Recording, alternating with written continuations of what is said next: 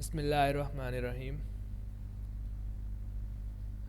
Dear students, I am अमार शाहिद। इस video में हम टोटल इंटरनल रिफ्लेक्शन और इसके रिलेटेड न्यूमेरिकल देखेंगे। टोटल इंटरनल रिफ्लेक्शन की जब बात आती है तो सबसे पहले हमें रिफ्रैक्शन का पता होना चाहिए। हम जानते हैं कि रिफ्रैक्शन का मतलब होता है कि जब भी लाइट एक मीडियम से पास करते हुए दूसरे मीडियम में एंटर होती है तो अपने असल पाथ से थोड़ा सा बेंड कर जाती है। इस प्रोसेस को हम रिफ्रैक्शन ऑफ लाइट कहते हैं। फ़र्ज़ करें हमारे पास दो मीडियम हैं, ये एयर वाला मीडियम और साथ में ग्लास है या कोई भी लिक्विड कर लें। अब देखें, लाइट रे इंसिडेंट हुई और फिर ये रिफ्रैक्ट होगी। यहाँ पर हमारे पास दो रेज़ हैं, एक तो वो इंसिडेंट रे है और दूसरी रिफ्रैक्टेड रे जो कि अपने असल पाथ से हट गई थी। अब हम देखते हैं इसके बाद जो दूसरी चीज़ हमें समझनी है वो है स्नेल्स लॉ। स्नेल्स लॉ किसे कहते हैं? हम देख रहे हैं कि इंसिडेंट रे नॉर्मल से इंसिडेंट, ये ज्योमेट्रिकल ऑप्टिक्स का एक रूल है, बेशक रिफ्लेक्शन हो या रिफ्रैक्शन, हमने एंगल हमेशा नॉर्मल से बनाना होता है, बेशक इंसिडेंट रे का बनाना हो या रिफ्रैक्टेड रे का बनाना हो। यहाँ पर इंसिडेंट रे के साथ जो एंगल ये बन रहा है हमारे पास, और ये रिफ्रैक्टेड रे के साथ एंगल बन रहा है। स्नेल्स लॉ के अकॉर्डिंग आपके पास इंसिडेंट रे के एंगल का साइन और रिफ्रैक्टेड रे के एंगल के साइन की रेशियो कांस्टेंट होती है, और यही कांस्टेंट हमारे पास रिफ्रैक्टिव इंडेक्स कहलाता है। हर मीडियम का रिफ्रैक्टिव इंडेक्स डिफरेंट होता है। जैसे एयर का रिफ्रैक्टिव इंडेक्स 1 होता है, इसी तरह से ग्लास का 1.3, वाटर का 1.33 होता है। ग्लास का डिफरेंट होता है, डायमंड का डिफरेंट होता है। ये कुछ चीज़ ऑब्जेक्ट्स के रिफ्रैक्टिव इंडेक्स यहाँ पर गिवन है। जैसे डायमंड का 2.42 है, आइस का 1.31 है, वाटर का 1.33 है, एयर का 1 है। यहाँ तक हमने ये देखा कि हर एक चीज़ का एक स्नेल्स लॉ क्या होता है, और दूसरे नंबर पर हमने देखा कि रिफ्रैक्टिव इंडेक्स क्या होता है। रिफ्रैक्टिव इंडेक्स का मतलब रिफ्रैक्टिव इंडेक्स दूसरी बात यह है कि हर मीडियम के लिए डिफरेंट होता है। स्नेल्स लॉ की एक दूसरी फॉर्म भी है, वो देखते हैं। मान लें हमारे पास यहाँ पर दो मीडियम है, जैसे ऊपर वाला मीडियम और एक दूसरे वाला मीडियम। ऊपर वाले को हम मीडियम 1 कह देते हैं, नीचे वाले मीडियम को मीडियम 2 कह देते हैं। ये दो मीडियम हमारे पास आ गए। अच्छा इसी तरह से जैसे कि अभी पिछले ही स्लाइड में हमने देखा कि हर मीडियम का रिफ्रैक्टिव इंडेक्स भी डिफरेंट होता है। अब ऊपर वाले मीडियम का रिफ्रैक्टिव इंडेक्स को n से रिप्रेजेंट करते हैं। अब चूंकि फर्स्ट मीडियम है तो ऊपर वाले मीडियम के रिफ्रैक्टिव इंडेक्स को n1 कह देते हैं। इसी तरह से नीचे वाला मीडियम 2 है, इसके रिफ्रैक्टिव इंडेक्स को n2 कह देते हैं। अच्छा, आगे चलते हैं। अब ये नॉर्मल है, नॉर्मल के थ्रू ये लाइट आई। अब ये इंसिडेंट रे के साथ और ये रिफ्रैक्टेड रे।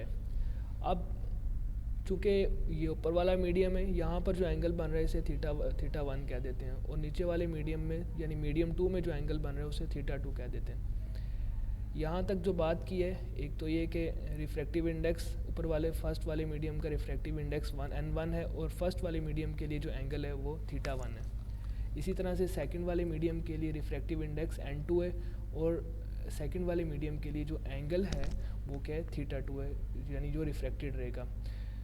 अगर ये सिचुएशन हो तो स्नेल्स लॉ की एक दूसरी फॉर्म है n1 sine theta 1 is equal to n2 sine theta 2। हम इस लॉ को, इस फॉर्म को अपने न्यूमेरिकल्स में यूज़ करेंगे।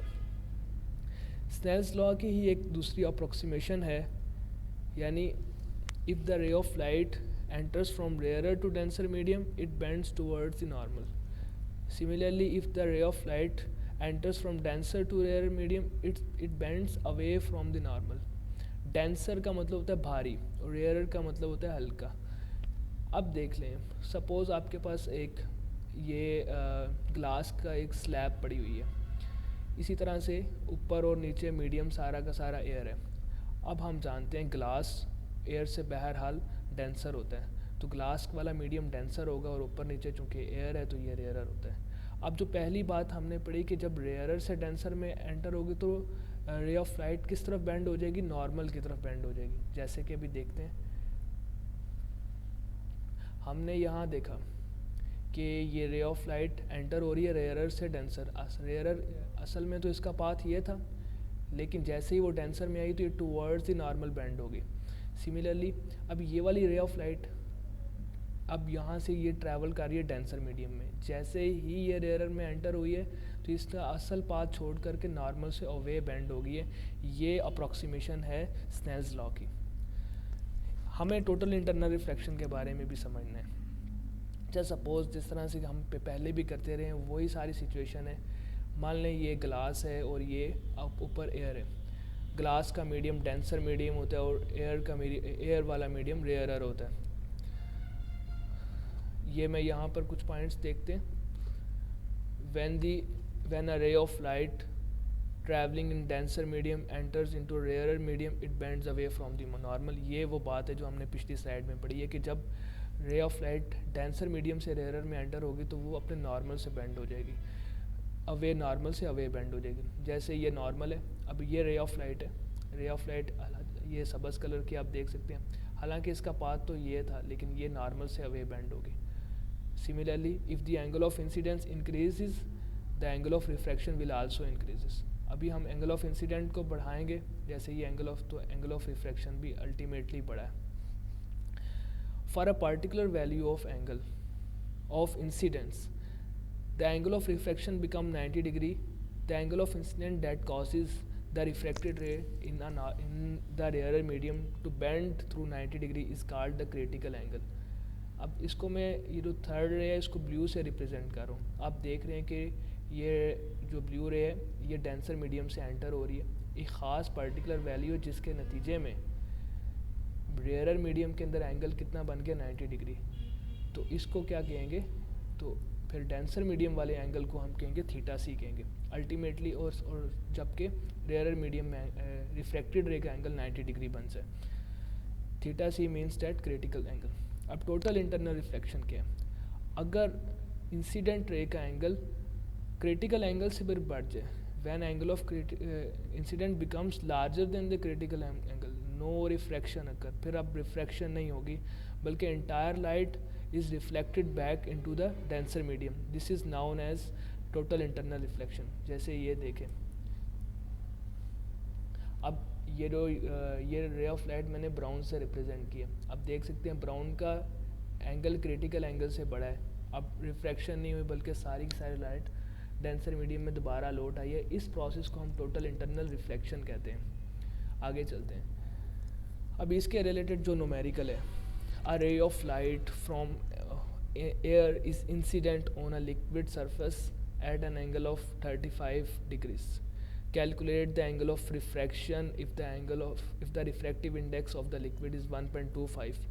Also calculate the critical angle between liquid air interface। liquid air interface का मतलब होता है बाउंड्री। अच्छा सिचुएशन देखते हैं यहाँ पे। अच्छा सपोज आपके पास ये एयर है, एयर के नीचे ये कोई लिक्विड वगैरह है, तो जैसे कि गिवन है ये लिक्विड का जो रिफ्रैक्टिव इंडेक्स है 1.25 है, एयर का आपको हमें पता होना चाहिए 1.0 होता है।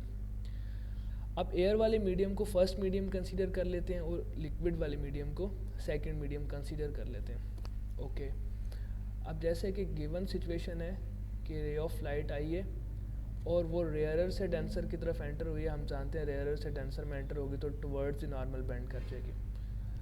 लेकिन इंसिडेंट रे का एंगल कितना बन रहा है 35 डिग्री, और रिफ्रैक्टेड रे का जो एंगल है यानी एंगल ऑफ रिफ्रैक्शन वो हमें फाइंड आउट करना है। अब हमने अगर स्नेल्स लॉ वाली सूरत बनानी है तो हम चूँकि ये एयर वाले मीडियम को फर्स्ट मीडियम कंसीडर कर लेते हैं और लिक्विड वाले मीडियम को सेकंड मीडियम।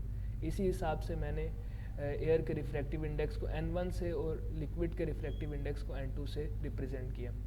सिमिलरली यहाँ पर जो एंगल होगा हम इसको θ1 कह सकते हैं और यहाँ पे जो लिक्विड वाला एंगल है उसको हम θ2 कह रहे हैं। ये θ2 हमें फाइंड आउट करना है जो कि एंगल ऑफ रिफ्रैक्शन भी है। अच्छा गिवन डाटा पर आते हैं, यानी जो हमारे पास नाउन डाटा है। मैंने यहाँ पर टर्म यूज़ कर रहा हूँ नाउन डाटा क्योंकि बहुत सी चीज़ें नहीं गिवन है लेकिन हमें पता होती हैं। जैसे एंगल ऑफ इंसिडेंट 35 डिग्री, ये तो गिवन है। Refractive index of air n1 first medium के लिए, इसलिए इसको 1 कहेंगे। Refractive index of liquid N2 1.25 आ जाएगा। फाइंड आउट हमें क्या करना है, एंगल ऑफ रिफ्रैक्शन यानी थीटा 2 मालूम करना है। स्नेल्स लॉ के मुताबिक N1 sin θ1 is equal to N2 sin θ2 होता है। वैल्यूज़ पुट करेंगे और थोड़ी सी कैलकुलेशन के बाद हमारे पास एंगल ऑफ रिफ्रैक्शन 27.3 डिग्रीज आ जाएगा। अच्छा, इसी क्वेश्चन का दूसरा हिस्सा ये है कि also calculate the critical angle between the liquid glass interface. Critical angle के लिए हमें उसकी डेफिनेशन याद होनी चाहिए कि क्रिटिकल एंगल में लाइट डेंसर मीडियम से रेयरर में एंटर होती है, पहली बात, और फिर रेयरर मीडियम में वो 90 डिग्रीज़ का एंगल बनाती है। जैसे ये एयर और लिक्विड है, यहाँ से लाइट कहाँ एंटर हो रही है, डेंसर से रेयरर में, और यहाँ पे रेयरर में 90 डिग्री एंगल बना रही है। ऐसी सूरत में डेंसर में एंगल क्या होगा, क्रिटिकल एंगल, और रेयरर में एंगल 90 डिग्री भी होगा। अच्छा, अब हम इसको थोड़ा सा चेंज करते हैं। ये एयर वाला फर्स्ट मीडियम है, N1 हो गया, और यहाँ पर जो एंगल है वो हम θ1 कर लेते हैं। लिक्विड वाला सेकंड मीडियम है, यहाँ पर रिफ्रैक्टिव इंडेक्स N2 हो गया, और यहाँ वाले एंगल को हम θ2 कंसीडर कर लेते हैं। नाउन डाटा, अब हमारे पास क्या चीज़ें नाउन है, सबसे पहले रिफ्रैक्टिव इंडेक्स ऑफ एयर कितने 1 है, और लिक्विड का कितने 1.25, ये चीज़ें हमें पता है।